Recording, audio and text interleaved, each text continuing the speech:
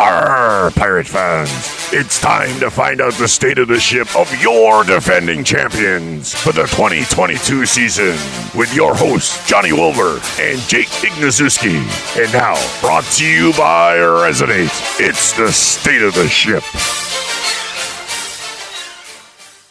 I want to welcome you back into the state of the pirate ship, and thank you so much for tuning in. I'm your host, Pirates Insider Jake Ignaszewski. I hope that everybody is enjoying the off-season, gearing up for the fall season, getting ready for the leaves to change, and that means that we're getting a little bit closer to the 2023 Pirates season, and the Pirates have already started to build the blocks for the 2023 campaign, signing 2 players over this last week. And I want to dedicate this episode to really breaking down those 2 players and talking a little bit about what they will bring to help the Pirates have success in 2023. But before we speak on the 2 new guys, I wanted to talk a little bit about the recent announcement that came out last week. If you have not seen it yet, the Pirates announced a Monumental ticket promotion where if you buy season tickets,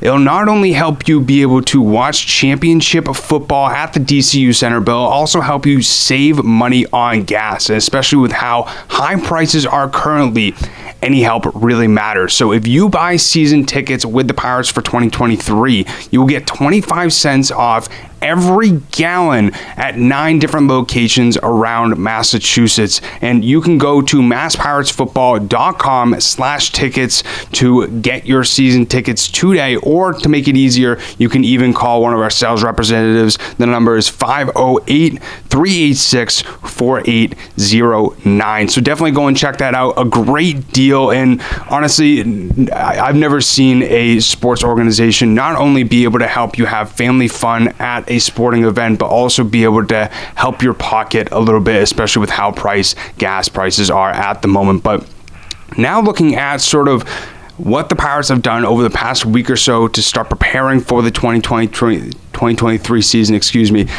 they re-signed offensive lineman Wilson Bell.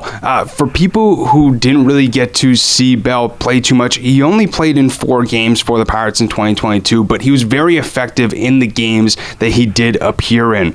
In those 4 games, the Pirates only allowed 2 total sacks, and he helped the rushing attack average for 72.25 yards each of those 4 contests. And you could really see sort of the veteran presence that Bell brought to not only the offensive line, but also the overall Pirates offense. And he's somebody who not only has NFL experience with the Buffalo Bills and in their training camp, but also has had experience in the AFL and also the NAL. So he's no stranger to the arena game, and you could definitely see that when he played in those 4 games for the Pirates during the 2022 campaign. And Coach Turner, the offensive line coach for the Pirates this past season, had a lot of high praise for Wilson Bell, and this was sort of what he said when he found out that Bell was re-signed. He said, "I think that it's a wonderful bringing Bell back to the offensive line.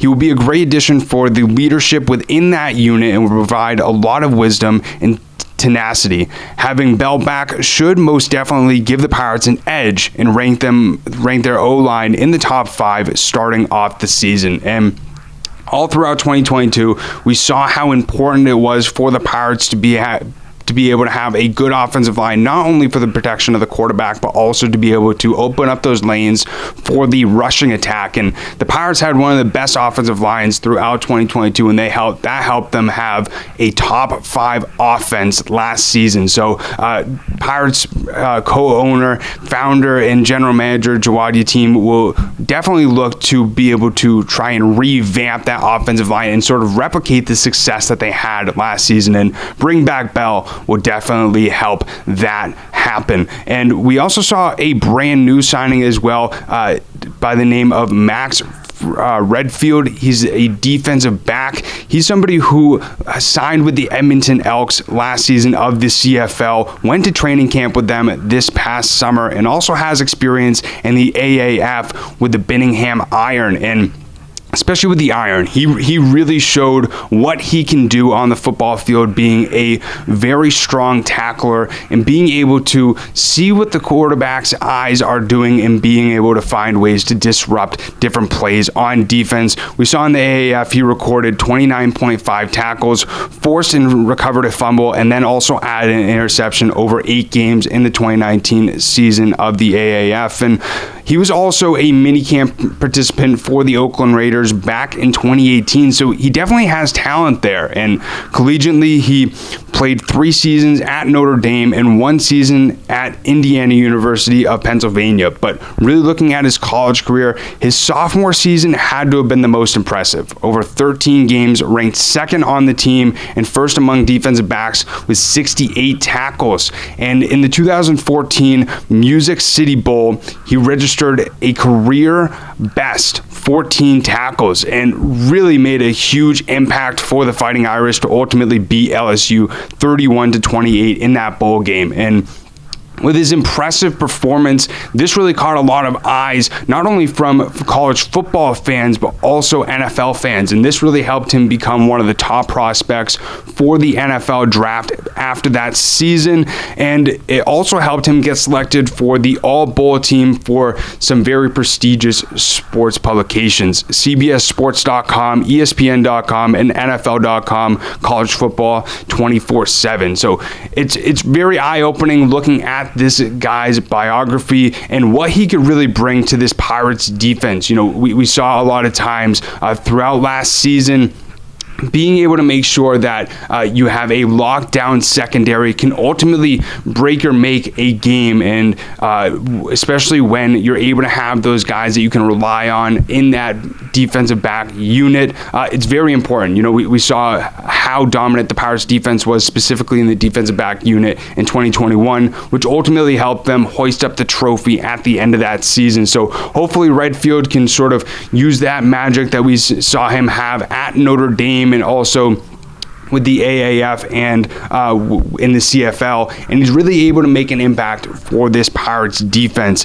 And also at IUP, he tallied 78 total tackles in his 1 season there, 4 interceptions, and 13 passes defended. And that helped him be named to the 2017 First Team All-American. So the Pirates are definitely getting a very experienced defensive back for their defense to really help them be able to find different creative ways, especially in the Arena League, to stop these offenses. You know, we saw a lot of times, even with some of these scrambling quarterbacks, they were able to find a way to get past the defensive line, but you got to be able to have those competent and effective and dominant as well defensive backs to be able to stop them and not allow them to get far and ultimately score. But really looking at the scouting report from the NFL draft coming out for Max Redfield, he's got a good combination of speed and size. His physical play really defines him on the field, and he's a violent striker in space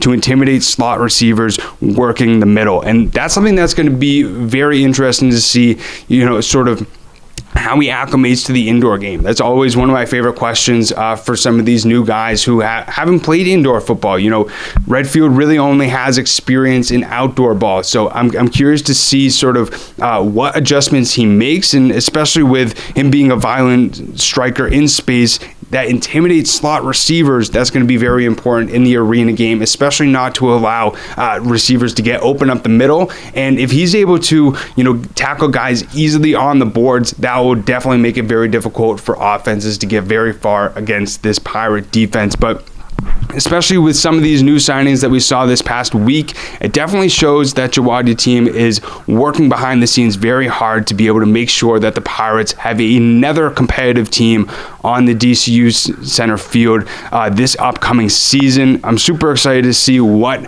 guys, not only new guys get signed, but maybe some guys that get re-signed as well. So then the Pirates can ultimately get back to that goal of hoisting up that trophy of the IFL championship. at the end of the day, that is one of the biggest goals for this team. And, I'm very excited to have Wilson Bell back. He was somebody, as I mentioned, speaking about him, really had that veteran presence and was able to help some of those younger guys on the offensive line and on the offense really be able to learn the indoor game and sort of what he's learned from that. And so being able to have those guys on your team is so critical, especially to be able to get that winning chemistry going, not only at the beginning of the season, but also at the end of the season. So very excited for these two new signings, but I'm also very excited to see what new signings continue to come. But as I mentioned, if you have not yet, make sure to get your tickets for the 2023 season. Even though that the schedule isn't out just yet, the Pirates are working hard to put a championship level team on the field next season. So get excited for Pirates games coming in 2023 and go out and get your tickets, and also check out that season ticket promotion. It's a great value. Would not only be able to help you have a lot of fun at a Pirates game, but also help you save a lot of money on your gas. But as always, greatly appreciate everybody tuning in to the State of the Pirate Ship. If you want to continue to stay updated about what is going on with the Massachusetts Pirates throughout this offseason, you can subscribe on whatever audio platform that you're listening to. Also over on YouTube. And I would love to start to bring on some guests, maybe some of these players that are coming back, or even have Jawad come back on, and also do a Q&A as well, to sort of get some more fans involved, some more fan engagement. But I love doing this podcast. I love helping fans get excited about the 2023 season, and we're going to keep on rolling and getting ready and geared up for the 2023 campaign. But as always, greatly appreciate everybody tuning in, and we'll see you next time. Arg!